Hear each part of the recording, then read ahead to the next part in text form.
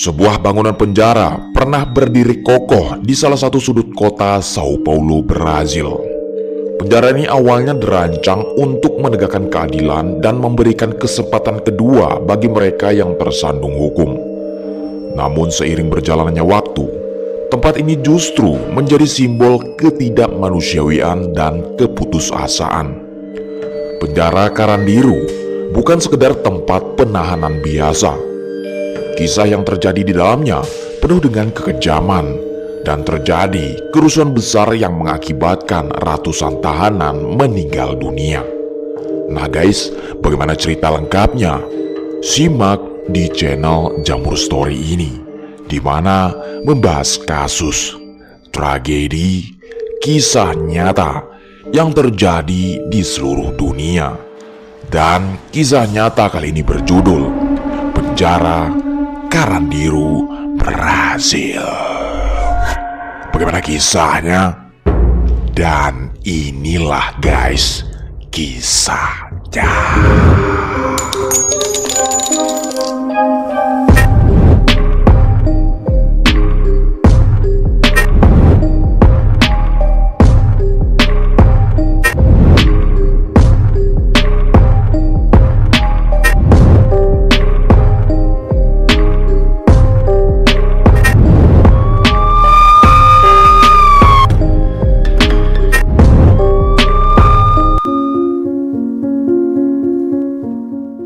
Penjara Carandiru yang terletak di Sao Paulo, Brazil, dirancang dan dibangun oleh arsitek Samuel das Neves pada tahun 1920.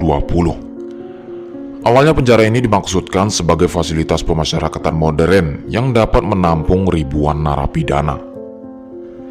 Carandiru menjadi salah satu penjara terbesar di Amerika Latin, tetapi seiring waktu, kondisinya memburuk akibat meningkatnya jumlah tahanan dan kurangnya pengelolaan.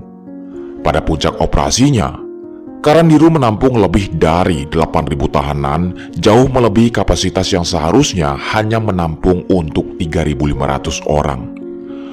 Overkapasitas ini menciptakan kondisi yang penuh sesak dan sangat tidak manusiawi. Fasilitas penjara tidak mampu memenuhi kebutuhan dasar para tahanan, seperti makanan, air bersih, dan layanan medis. Carandiru bukan hanya dikenal karena kepadatan yang ekstrim, tetapi juga tingkat kekerasan yang sangat tinggi. Bentrokan antar kelompok sering terjadi, menyebabkan banyak kematian setiap tahunnya. Kekerasan ini dipicu oleh dominasi geng kriminal yang mengendalikan setiap aspek kehidupan di dalam penjara, dari distribusi makanan hingga akses terhadap narkoboy dan senjata. Banyak tahanan yang bahkan tidak pernah mendapatkan kesempatan untuk memperbaiki diri. Mereka terjebak dalam lingkaran kekerasan yang terus berulang.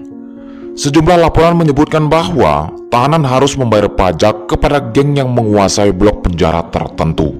Jika tidak membayar, mereka bisa disiksa atau bahkan dibunuh. Selain itu, sistem peradilan yang buruk menyebabkan banyak tahanan mendekam lebih lama dari hukuman yang seharusnya mereka jalani. Banyak yang masih menunggu sidang, namun terpaksa hidup dalam kondisi penjara yang penuh sesak. Kalau penjara seperti ini guys, kayaknya tahanannya penuh dengan tekanan guys setiap harinya. Tidak pernah tenang atau bahkan bisa menyebabkan depresi ya kan guys. Oke lanjut.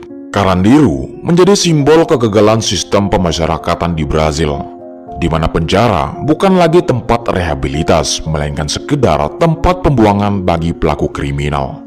Selain itu, fasilitas kesehatan di dalam penjara sangat minim. Penyakit seperti TBC dan HIV menyebar dengan cepat akibat kebersihan yang buruk dan kurangnya perawatan medis. Banyak tahanan yang meninggal bukan hanya karena kekerasan, tetapi juga akibat penyakit yang tidak diobati dengan baik.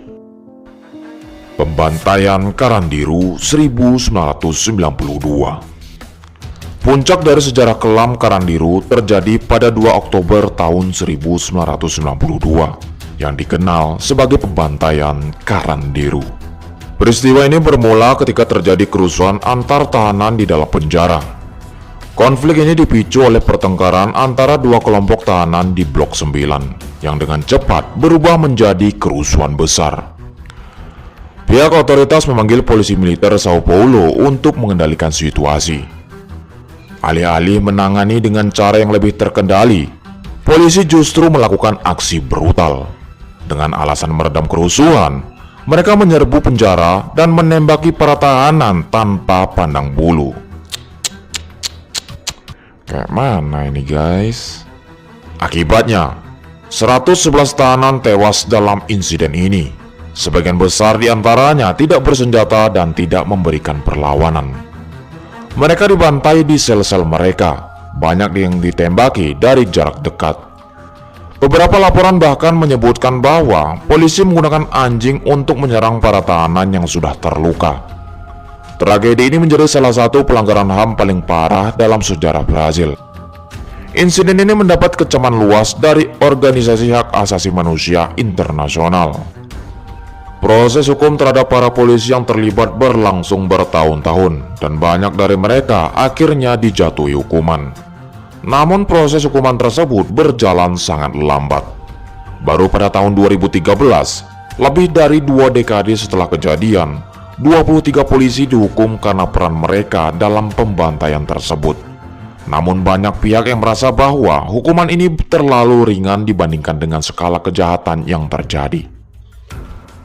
Dampak dari pembantaian Carandiru memicu kemarahan besar di Brazil dan dunia internasional.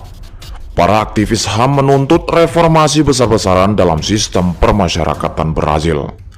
Banyak yang mulai menyadari bahwa penjara seperti Carandiru bukanlah solusi untuk mengurangi kejahatan, melainkan justru memperparah siklus kekerasan dan ketidakadilan. Film dan dokumenter mulai dibuat untuk mengangkat kisah tragis ini. Salah satu film terkenal adalah Carandiru tahun 2013 yang disutradarai oleh Hector Babenco. Film ini diadaptasi dari buku Extaco Carandiru yang ditulis oleh Drauzio Varela, seorang dokter yang pernah bekerja di dalam penjara tersebut. Buku dan film ini menggambarkan secara detail kondisi mengenaskan yang dialami para tahanan serta kejadian tragis pada tahun 1992. Setelah tragedi tersebut, tekanan dari berbagai pihak akhirnya membuat pemerintah Brazil mengambil langkah tegas. Pada tahun 2002, penjara Carandiru secara resmi ditutup dan sebagian besar bangunannya dihancurkan. Keputusan ini diambil sebagai upaya untuk menghapus jejak kelam masa lalu dan membangun sistem pemasyarakatan yang lebih manusiawi. Saat ini, di lokasi bekas penjara Carandiru telah dibangun Taman Pemuda, sebuah ruangan terbuka hijau yang berfungsi sebagai pusat rekreasi dan edukasi bagi masyarakat Sao Paulo. Taman ini memiliki area olahraga, perpustakaan, serta berbagai fasilitas yang mendorong pendidikan dan perkembangan sosial masyarakat. Transformasi ini menjadi simbol harapan bagi generasi mendatang agar kejadian serupa tidak terulang kembali.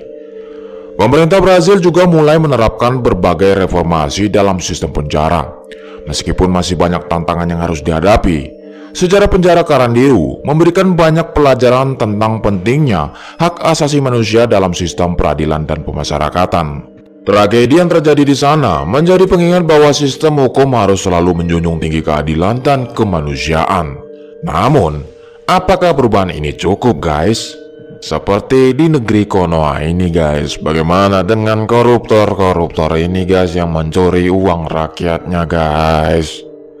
Cuman mengayain diri mereka sendiri aja guys, tidak mikir itu uang haram, uang apa, yang penting masuk kantong kayak 7 turunan guys. Wah parah. Sayangnya guys, ketidakadilan hukum bukan hanya terjadi di masa lalu atau di negeri lain. Hingga saat ini, masih banyak kasus di berbagai belahan dunia, termasuk Indonesia, di mana hukum seringkali tajam ke bawah, tumpul ke atas. Para oknum pejabat yang terlibat korupsi bisa lolos dengan hukuman ringan, sementara rakyat kecil yang tersandung kasus sepele justru harus menanggung hukuman berat. Jika sistem keadilan tidak diperbaiki, apakah kita harus terus mengulang sejarah yang kelam? Nah, tulis kolom komentar di bawah. Jangan lupa like, komen ya guys. Dan tulis apalagi yang akan kita cari atau video yang akan kita upload. Mohon bantuannya. Terima kasih.